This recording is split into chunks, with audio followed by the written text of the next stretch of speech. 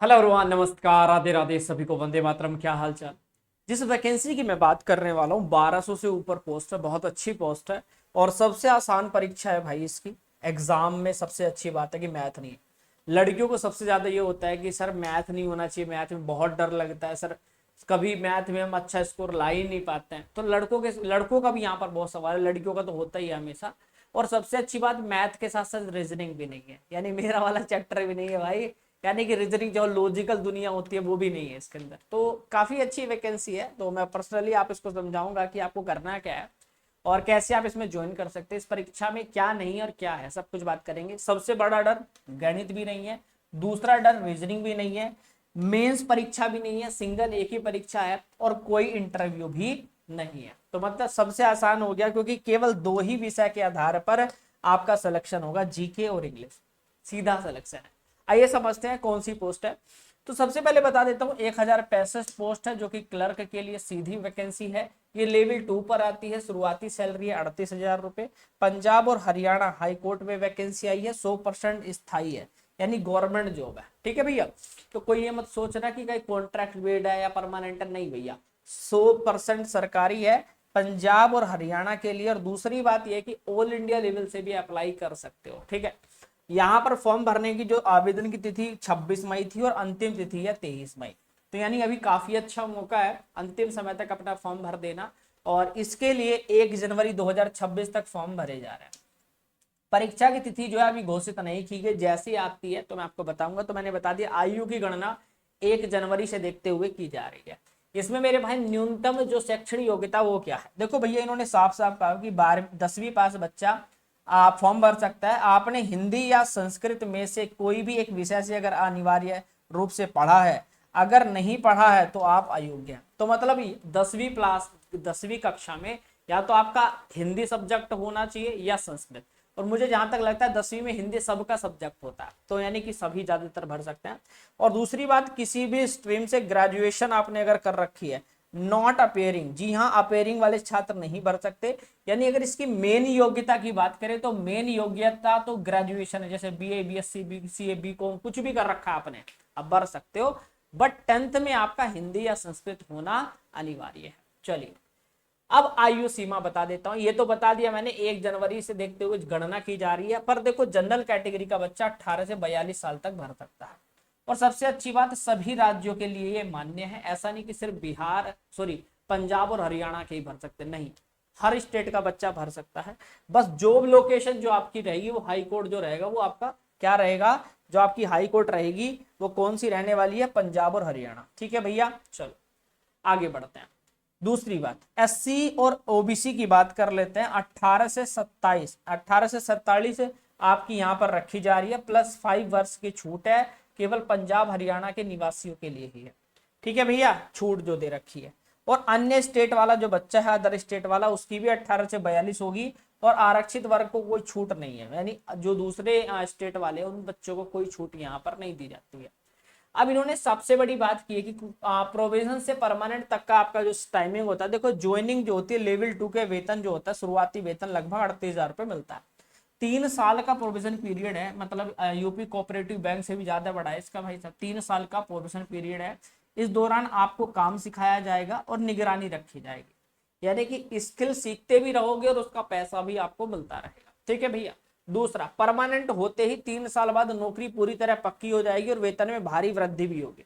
यानी उस समय तक या तो आपका डीए बढ़ जाएगा या आपका कमीशन बदल जाएगा। जैसे अभी 7th पे कमीशन चल रहा है, तब तक आपका 8th पे कमीशन लग जाएगा। उसी हिसाब से फिर सैलरी, एचआरए भी बढ़ गया, डीए भी बढ़ गया, टीए भी बढ़ गया, सब कुछ बढ़ जाएगा। तो यानी काफी अच्छी सैलरी, लगभग लगभग मैं बात करूं आपकी 45 से 52,000 के बीच आपकी सैलरी आराम से हो जाएगी। ठीक है, चलिए, जब तक आपका ज्वाइनिंग होगा। अब बात आती है चरण 1, सीबीटी मोड। मेरे भाई, कंप्यूटर बेस्ड टेस्ट की बात करें, यही आपकी मेरिट तय करेगा। जितना ज्यादा अंक है लोगे, सिलेक्शन के चांस उतना ही रहेगा। दूसरा इसके बाद होता है सीपीटी, मतलब कंप्यूटर प्रोफिशिएंसी टेस्ट होता है। इसमें क्या होता है, ये क्वालिफाइड नेचर है, बस इसके अंक जो है मेरिट में नहीं जुड़ते। बस आपको ये करना होता है, क्योंकि भाई देखिए हाई कोर्ट में हो तो आपको कभी डाटा चढ़ाना है, ठीक है, का आपको बोल दिया गया कि ये फाइल सबमिट करो या ये डाटा चेक करो, तो आपको आना चाहिए कंप्यूटर की नॉलेज, ठीक है ना, इसीलिए। तो यानी सीबीटी मोड जो एग्जाम है भैया, उसमें कुल 100 अंक का पेपर है। ठीक है, और 2 घंटे में करना है, मतलब बहुत बड़ी बात है भाई, मजा आ गया है। तो 100 क्वेश्चन करने के लिए 120 मिनट का समय है, 120 मिनट में 100 क्वेश्चन करने हैं, मतलब काफी ज्यादा समय यार। बट हाँ, ये नेगेटिव मार्किंग है 0.25 की। इसमें जीएस आता है 50 क्वेश्चन 50 मार्क्स का, और इंग्लिश आता है 50 क्वेश्चन 50 मार्क्स का। अगर आप अप्लाई करना चाहते हो, इंग्लिश में वही कॉम्प्रिहेंशन वाला पार्ट है, इसमें आपका 1 साल की करंट अफेयर पढ़ लेना, स्टैटिक जीके पढ़ लेना, और हिस्ट्री पॉलिटी ज्योग्राफी इकोनॉमिक्स। यानी वो उतना डीप नहीं पढ़ना, यूपीएससी तो नहीं क्रैक करने जा रहे हैं, तो इतना बड़ा नहीं होगा, बट बाकी ठीक है, अच्छा लेवल रहेगा फिर भी। क्वालिफाइंग की बात करें भैया, तो आपको पता होना चाहिए इसमें जीके में 33% है पास होने के लिए, ऐसा नहीं कि कंप्लीट नहीं बताया गया। जीके में 33% से ऊपर होना चाहिए, और अंग्रेजी में भी 33% से ऊपर। कुल मिलाकर जो आपके 40% से अगर ऊपर रहेंगे, यानी इन्होंने ये कहा है कि अगर चाहे बच्चे पूरे 1036 भी ना हो पाए, तो 40% से नीचे बच्चों को नहीं लिया जाएगा। दोनों विषय को मिलाकर इतना कम से कम होना चाहिए, ठीक है। तो कम से कम 80% टारगेट लेकर चलना है कि इस बार सिलेक्शन निकाल देंगे, और बहुत अच्छा मौका है। मैं कहूंगा कि मुझे ऐसी वैकेंसी बहुत जल्दी नहीं मिलती है। आज पहली बार मैंने देखा कि सिर्फ 2 सब्जेक्ट के बिना पर, एक तो एयरफोर्स में आता है नॉन कॉम्पिटेंट की वैकेंसी, ठीक है, इन 2 विषय पर। आज मैं पहली बार देख रहा हूँ कि भाई सिर्फ ना मैथ ना रीजनिंग, इंटरव्यू भी नहीं, मेंस भी नहीं। एक होता है कि चलो प्री में सब्जेक्ट नहीं है, मेंस में आ जाएंगे, कोई चक्कर ही नहीं भाई।